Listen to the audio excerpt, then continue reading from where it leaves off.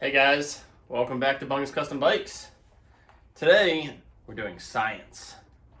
So more specifically, we're going to be doing some rust removal in a fuel tank with electrolysis. So science. Basically the way this works is anytime you have a tank that has rust on the inside, like it's been sitting for a while without anything in it, it gets rusty. And electrolysis is a really good way to remove that light rust that you get inside the tank. If you've got deep pitting rust or rust that's kind of like flaking off, it's not the best method for it.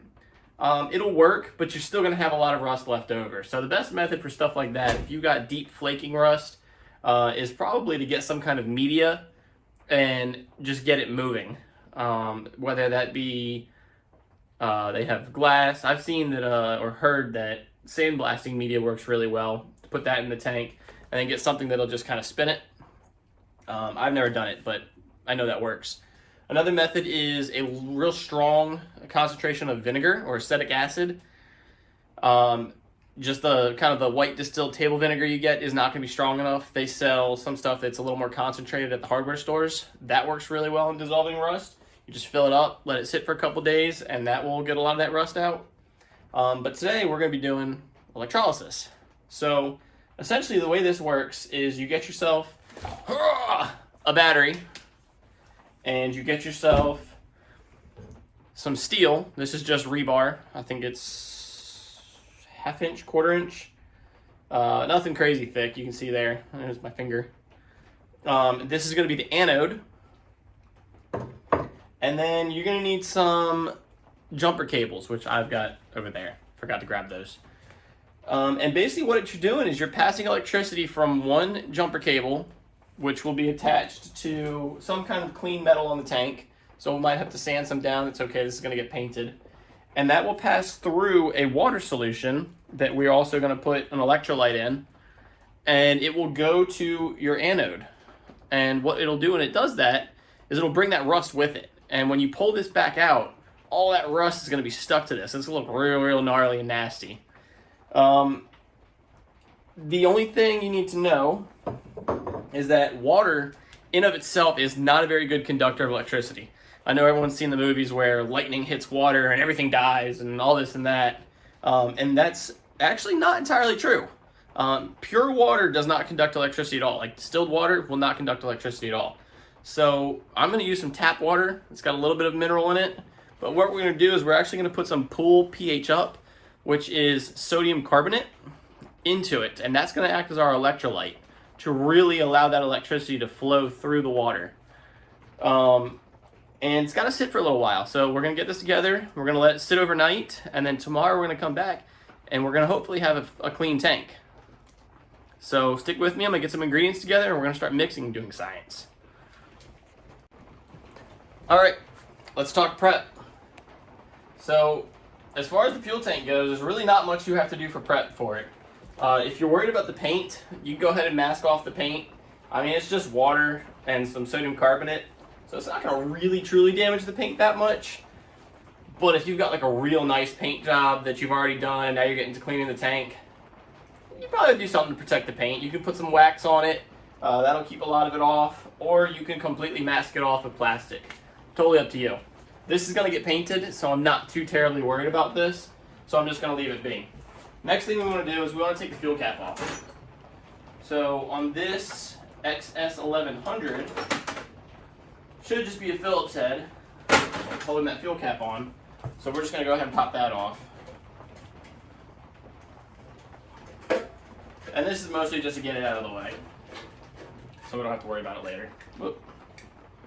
I'm going to put my screw back on so I don't lose it.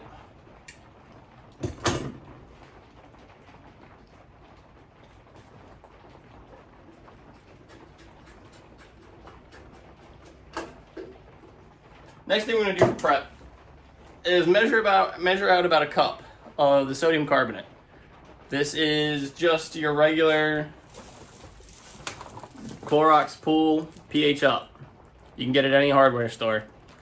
And just the main ingredient is 100% sodium carbonate.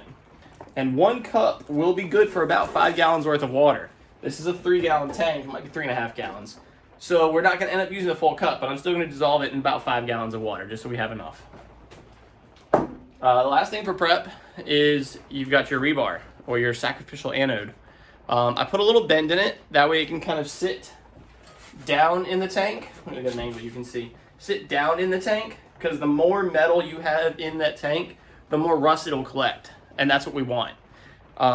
It's important to note that at no point in this process do you want this to touch the metal of the tank. That will create a short between your ground and your positive side of your jumper cables, and it won't work. Could even heat up and start a fire. So the way we're going to isolate that is with a paint cap. So we're just going to cut a little hole in the top of this paint cap, and that's going to sit just like that. We'll probably cut another little notch out of there so it sits in that. And it's going to sit just like that. And that paint cap will hold it. Other than that, let's get to getting it ready.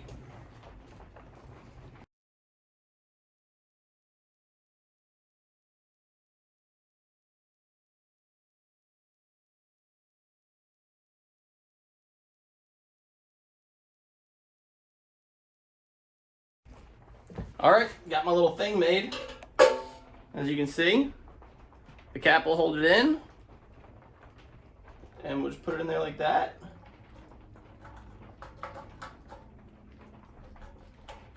And boom, it'll sit right there. It's not touching anything. Let me, I'll get you a little closer. All right, how's that for a camera angle? I think that's much better. And I'll come over here so you can see my beautiful face. So next thing we gotta do is get our battery ready to go. The battery's right here. It's gonna sit off here to the side. All right, I like that angle a little better. So the next thing we're gonna do is we're gonna get our battery ready. It's sitting right here. So the first thing we're gonna do is get some jumper cables. We're not gonna hook this up yet because we don't have water in it yet. I'm gonna get some jumper cables, and we've got a battery charger. And we're gonna keep the battery plugged into this while it's running to make sure the battery stays charged. All right, so that is the rust that we are trying to get rid of. I know it's kind of dark and hard to see, but you can see that it's rusty in there. It's really just a light surface rust, more than I can just wipe off, but not enough to where it's pitting or damaging the metal. And that is what we are going to fill it with water, add our electrolyte, and electrolysis out of there. All right, water, straight out of the hose, nothing special. That's about probably 4 gallons, I don't know, maybe not, maybe a little short of 4 gallons. But I'm gonna take our sodium carbonate, and we're gonna yeet that in, and then we're just gonna mix it a bit, just to make sure it's homogeneous. Get my mixing metal. And we're just gonna mix this. This works really well if you use warm water, but it's December here in Virginia, and I'm not going in and filling up 5 gallons of warm water from the sink. Mrs. Bungo would be very unhappy if I brought this dirty bucket in there. So we just ain't gonna do it. So we're mixing that all in. It doesn't have to be perfect. You just want it good enough. All right. Put the mixing metal down, and I'm gonna turn you around and we're gonna pour it into the tank. All right, before we put it in the tank, we're gonna move our electronics out of the way because Bunga is clumsy, and I'm gonna spill. Without a doubt, I'm gonna spill. It's important to note, before you pour this in, you need to make sure you have all the exits from the tank sealed off. So if you've taken the petcocks out, you need to do something to seal off the holes where the gas is gonna drain. I still have the old petcocks in this tank, so we're gonna let it ride. Let me get a funnel so I can minimize my spillage. And I also want to put something underneath here to keep it kind of level. How about a screwdriver? It's got a big old dent on this side, so we're gonna put it, oh, it was hanging off the bench. That's why it wasn't level. All right, let me go get a funnel.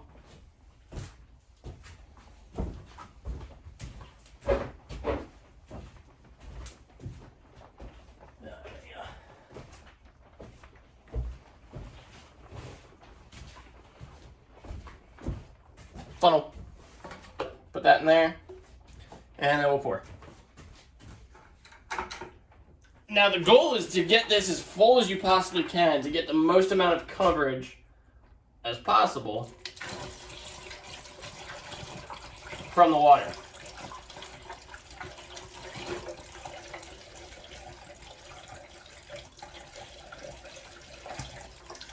So obviously while you're doing this, look for leaks so you don't end up with a wet shop. Nobody wants a wet shop.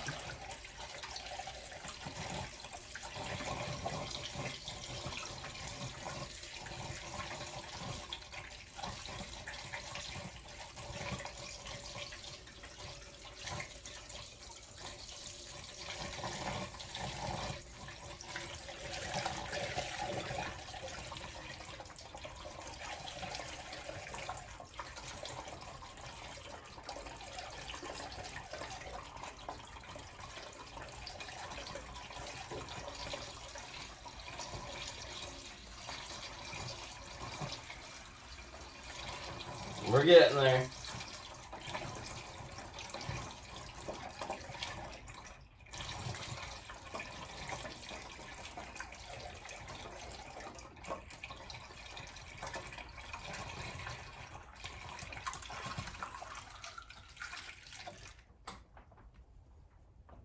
Yahtzee.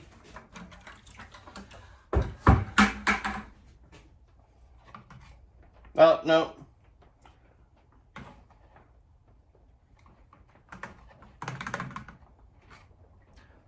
Bubbles. I'm gonna add a little more. All right, and she is full, as you can see me put my finger in it. Anyways, when you're filling it, it's gonna overflow, just like mine did. Good to have shop towels around to clean it up. Talking about safety with this stuff, it's really not terrible for you, you know. It's the same stuff you're gonna be swimming in a pool in, and we're not using it in huge concentrations. If you want to wear PPE, goggles, sure. Gloves, why not? Is it necessary? I feel like I'm kind of forced to tell you yes, wear all your PPE. So just do it. Do as I say, not as I do.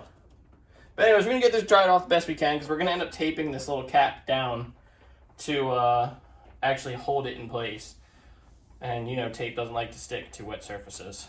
So let's get it dry as possible. Goes without saying, if when you start this, you've still got fuel in the tank, it probably all needs to come out. All right. Next thing, we're going to get our anode on it. So we're going to go ahead and just drop that in. You're going to get a little more spillage.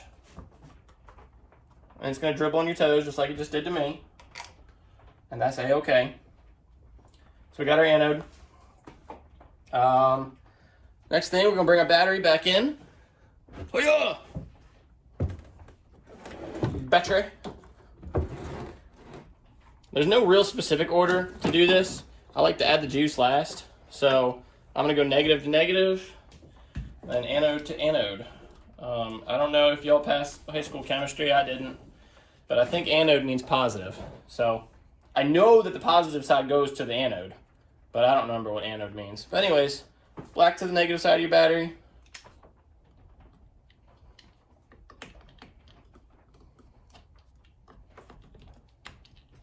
Like so. I'm going to scoot your back some so you can see. There we go. And then we're going to take the other black and go to our clean metal on the back of the tank. I sanded some of the paint off on the back of the tank. It's got to be clean. This will not work through paint. So we'll take this and we'll go to our clean metal, which is right here.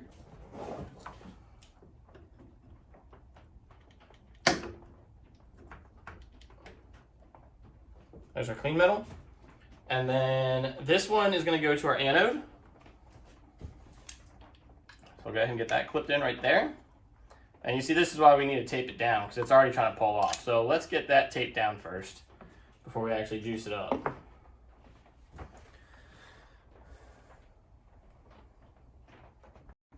All right, we got it taped down. Now let's try to put our anode on it.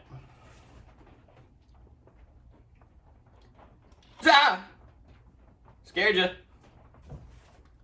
All right. Next thing is we're going to go ahead and add the juice.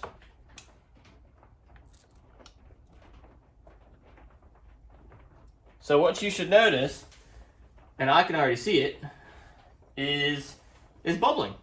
Let's see if I can get you down there to see. So you can see it bubbling in there. And that's what we're looking for. We want that bubbling. That is hydrogen and oxygen being separated by the electrolysis, but also it's grabbing our rust. I know it's still hard to see, but it is bubbling. All right, so now that we got our reaction going and we're doing science, we're gonna make sure we hook up our battery charger just to make sure it stays running, and then we're gonna let it roll. It is, let's see, what time is it? I think it's about 4:15 in the afternoon here in Virginia. And we're gonna leave it for about 24 hours. So we'll come back to it tomorrow and we'll get it running. Let me get this battery tender or charger connected, and then we'll come back to it. Stay tuned, friends.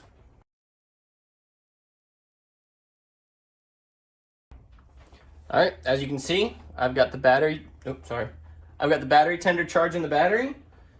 It's running. So we're gonna let it run. Come back tomorrow. It has officially been 24 hours. So let's get this all taken apart and pull our anode out, and we'll see the nastiness of the science.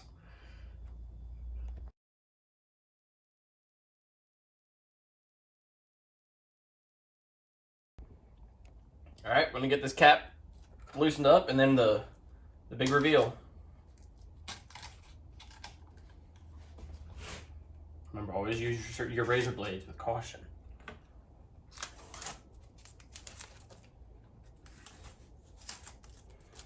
All right, so if we did this right, and I'm pretty positive we did, this anode should be absolutely disgusting, covered in rust and all kinds of other nastiness. So we'll pull it out and we'll see what it looks like.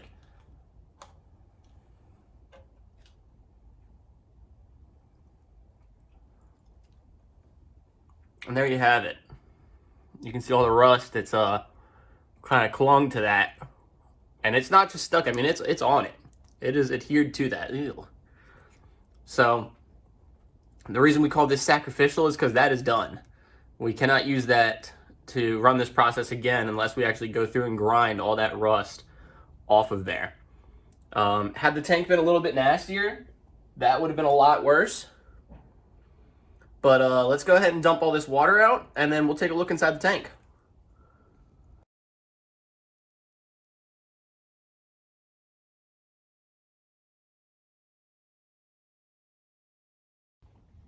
So there's the water that came out of it, and yes, I spilled a little bit.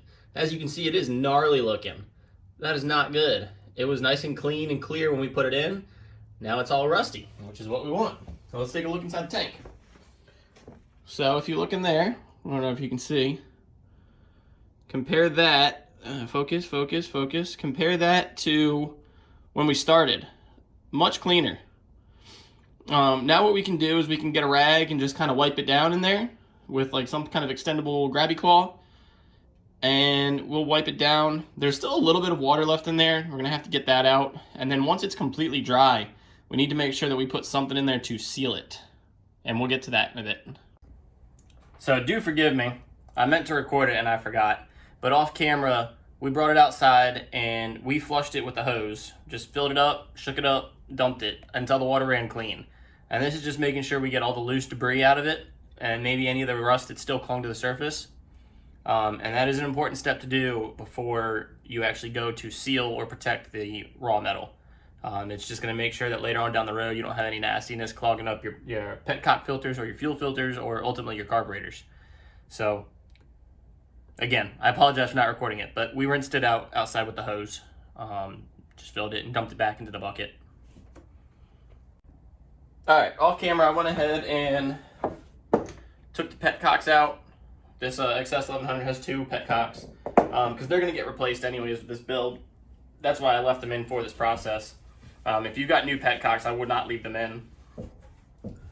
So let's talk about sealing. Now we have a bunch of just raw, clean steel inside this tank that is not protected by anything. It's exposed to the air. and it's ready to rust again. So let's talk about sealing. There's a couple different things you could use. One of them is fogging oil. You just spray that in the tank, shake it around, get all the surfaces coated, and that'll stay for a little bit. You can use WD-40. You spray that in there. That'll protect that metal. And that's what WD-40 is actually designed for. This is going to sit for a hot minute for me with this build. So I'm just going to pour some motor oil in it, shake that around, get all those surfaces covered, and then I'm going to let it sit. It's going to store. Now, when I actually go to fill it with fuel for the first time, I'm going to put some degreaser in there. That'll help dissolve some of that motor oil, and then I'll clean it again. But for now, I'm just going to throw some motor oil in it just to protect the surfaces so it doesn't flash rust. I mean, I can stick my finger in here and you can already see it's starting to flash rust again. Sorry, I'm flipping you off. And that's just the nature of the beast. Raw steel will rust very quickly. So let me get some oil in here. We'll shake it around. Hold on. Do me a favor. Don't be dumb like me, thinking you can pour motor oil into something that you took the plugs out. And now I have motor oil all over my bench. So put the plugs back in it, i.e. the petcocks, and then pour your motor oil in.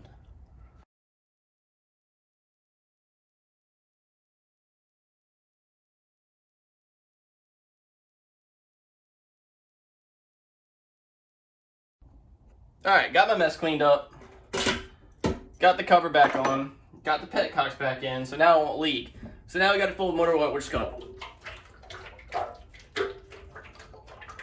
get it all nice and shaken up. What did Outcast say? Shake it like a Polaroid picture? That. And once you do this, you can dump out the excess, but like I said, this is just gonna sit for a while for me. I just wanted to make sure it wasn't gonna get any more rusty than it already is. And also, we'll use it as an opportunity to learn. Alright, that should be good enough. So, kind of a longer video, I get that. I hope it was helpful. There's lots of other products you can use to seal a fuel tank. POR 15 is a good sealer. Cream makes a 3-step sealer. I think one of the steps is even a rust remover. You can use that, or like I said, just any of those oils, fogging oil, WD-40, not technically any oil, but all that will work to keep rust off of your tank once you clean it. The electrolysis is hands down the best method I've found to really get rid of rust.